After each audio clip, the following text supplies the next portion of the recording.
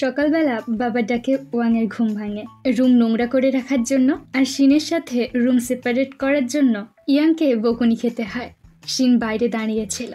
বাবা চলে যেতেই ওয়াং তাকে রুমে টেনে এনে দরজার সাথে চেপে ধরে। ওয়াং শিনকে জিজ্ঞাসা করে, আজ সকালে প্রার্থনা করেছিলে? শিন ভয় ভয় বলে, হ্যাঁ করেছি তো। ওয়াং রেগে বলে, অন্যান্য দিন তো জোরে আর পরিষ্কারভাবে প্রার্থনা শুনতে পেতাম, কিন্তু আজ সকালে পাইনি কেন? সময় মতো তোমার প্রার্থনার শব্দে তাড়াতাড়ি ঘুম ভাঙলে বাবা আসার আগেই রুম পরিষ্কার করে ফেলতাম, তাহলে আর বকা খেতে হতো না। চুপ করে আছো কেন? উত্তর দাও। শিন বলে, আমার প্রার্থনার শব্দে বিরক্ত লাগতো বলে তুমি তো বলেছিলে আওয়াজ করে প্রার্থনা করবে না, চুপচাপ করে প্রার্থনা করবে, তাই আজ সকালে আস্তে আস্তেই প্রার্থনা করেছি। কেন, কোনো ভুল করেছি? ওয়াংয়ের কিছুই বলবার থাকে না। তার এমন অবস্থা দেখে শিন মুখ চেপে হাসছিল। হয়তো ওয়াংকে সে আস্ত পাগল ছাগল ভাবছে। শাস্তি হিসেবে ওয়াংকে গোটা ঘর পরিষ্কার করতে দেওয়া হয়েছে।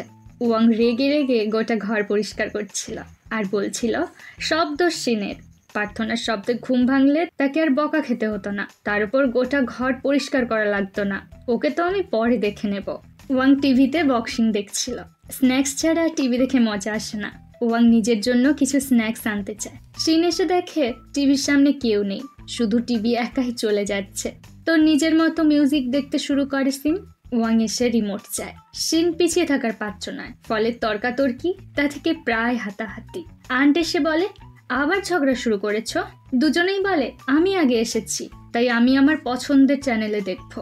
আন্ট বলে, জেদ করো না, আগে ঠিক করো কোনটা দেখতে চাও।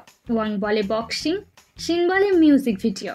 আন্ট বিরক্ত হয়ে বলে, এক কাজ করো, রক পেপার সিজার গেম খেলো, যে জিতবে তার কথাই শোনা হবে। তাই করা হয়। ওয়াং হেরে যায়। আন্ট বলে, এই তো মিটে গেল সমস্যা, ঝগড়া না করে মিউজিক দেখো। ওয়াং রেগে রুমে গেম খেলতে চলে যায়। আন্ট বলে, ওর কথায় পাত্তা দিও না, ছোট থেকেই ও পাগলাটে স্বভাবের। এরপর শিন আর আন্ট দুজনে মিউজিক ভিডিও দেখতে শুরু করে। এরপর চাইনিজ নিউ ইয়ারের দিন দেখানো হয়। নতুন বছর মানে নতুন করে এগিয়ে চলা, পুরনো কষ্টের স্মৃতিগুলোকে ভুলে নতুন আশায় বাঁচতে শেখা। মিস্টার লিন উইস চেয়ে কাগজ পড়াচ্ছিলেন, এতে নাকি উইস পূর্ণ হয়। আন্ট ওয়াং আর শিনকে ডাকতে ডাকতে তাদের রুমের সামনে আসে। ওয়াং আর শিন বেরিয়ে আসে। আন্ট দেখায় নতুন বছরে তার দাদার থেকে টাকা আর মিসেস ইউর থেকে নতুন পোশাক পেয়েছে সে।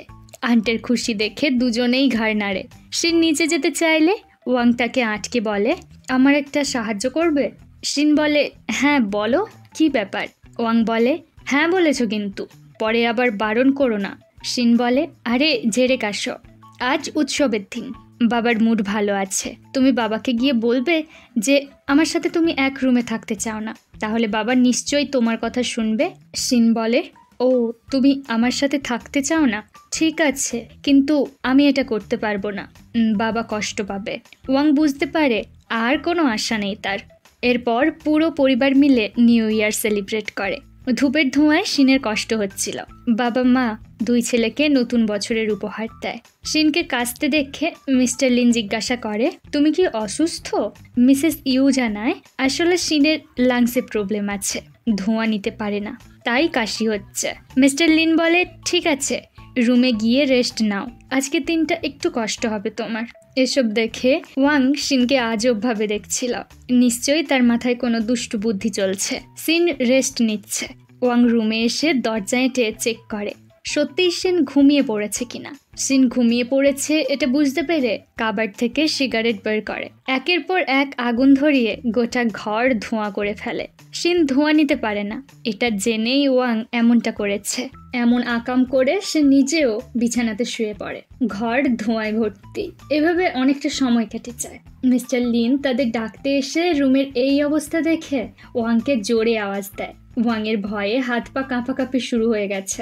কতবার বলেছি স্মোকিং ছেড়ে দাও, এতটুকু বাচ্চা, এসবের কি প্রয়োজন? হ্যাঁ, মিস্টার লিন পারলে ওয়াংকে মেরেই ফেলবে। হ্যাঁ, কখনো কখনো বাঁদর ছেলে মেয়েদেরকে দু একটা চট থাপ্পড় দিতেই হয়, এটা অ্যান্টিবায়োটিকের কাজ করে। সবাই বোঝানোর চেষ্টা করে ওয়াং বড় হয়েছে, ওর গায়ে হাত তোলাটা ঠিক নয়। মিস্টার লিন বলে, এই বাড়িতে স্মোক করা যাবে না, আমি এসব পছন্দ করি না, আর কতবার বলবো তোমাকে? হঠাৎ শিন বলে, আসলে এটা আমার কাজ, আমি স্মোক করেছিলাম, আমি জানতাম না এই বাড়িতে স্মোক করা বারণ। আমি আর কখনো এমন ভুল করব না। মিস্টার লিন বলে, তুমি জানতে না, তাই এবারের মতো ছেড়ে দিলাম, কিন্তু সারা বাড়ি পরিষ্কার করবে তুমি। আন্ট ওয়াংকে নিয়ে চলে যায়।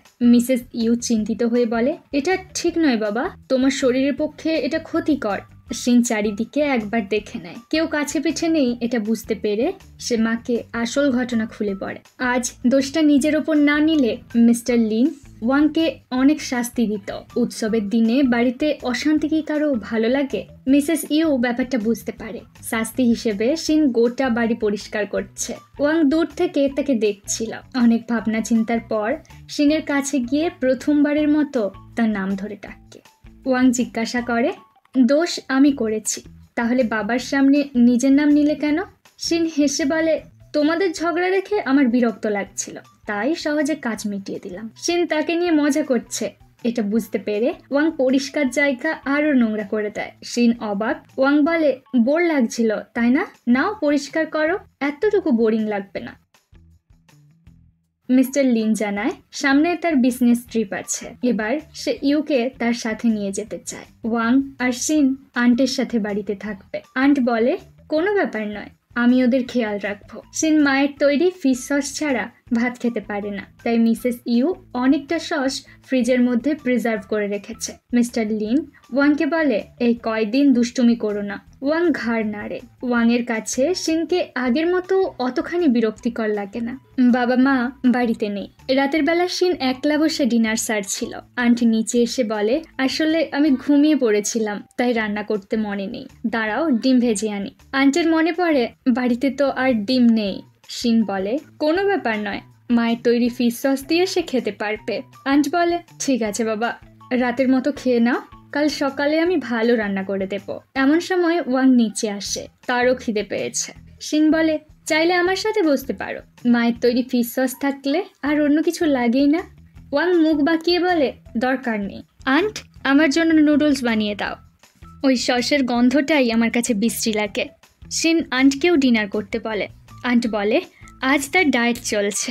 মূল কথা, একে সে ঘুমিয়ে পড়েছিল, এখন যদি সে খেতে বসে বিষয়টা লজ্জাজনক। আন্ট নুডলস তৈরি করতে চলে যায়, কিন্তু খিদে পেলে মাথা ঠিক থাকে না কারোরই। ডায়েট চুলোয় যাক, খিদের সময় সাদা ভাতও অমৃত মনে হয়। একই অবস্থা ওয়াংয়েরও। মাঝরাতে আন্ট মিসেস ইউর তৈরি ফিশ সস দিয়ে মজা করে ডিনার সারছে। আন্ট বলে, আসলে আমার খিদে পেয়েছিল, তাই ভাবলাম খাবারগুলো নষ্ট হওয়ার থেকে খেয়ে নেওয়াই ভালো হবে। ওয়াং বলে, তোমার ডায়েট ছিল না? আন্ট বলে, আরে এমন কত ডায়েট করেছি, আজকের দিনটা বাদ দাও না। তা তুমি কি করছো? ওয়াং আস্তে আস্তে আন্টের পাশে এসে বসে। তারও খিদে পেয়েছে। আন্ট বলে, আরে একটু আগে নুডলস খেলে না? ঠিক আছে, আমার থেকে 1 চামচ খেয়ে দেখো, ভালো লাগবে। ওয়াং বারণ করছিল। আন্ট বলে, খেয়ে দেখো, ভালো লাগবে, নাও মুখ খোলো। 1 চামচ খেয়ে ওয়াং বুঝতে পারে সত্যিই খাবারটা অনেক মজার। মুখে বলে, খুব একটা খারাপ নয়। এভাবে আন্ট আর কয়েকটা চামচ ওয়াংকে খাইয়ে দেয় এবং নিজেও খায়। ওয়াং বলে, সত্যি খাবারটা অনেক সুন্দর। এবার সে নিজের হাতেই খেতে শুরু করে। আন্ট তো অবাক হয়ে দেখছিল ওয়াংয়ের এমন কাণ্ড। সিন নিচে আসছিল, কিন্তু নিজের এই অবস্থা দেখে সে তাদের বিরক্ত না করে আবার ওপরে উঠে যায়।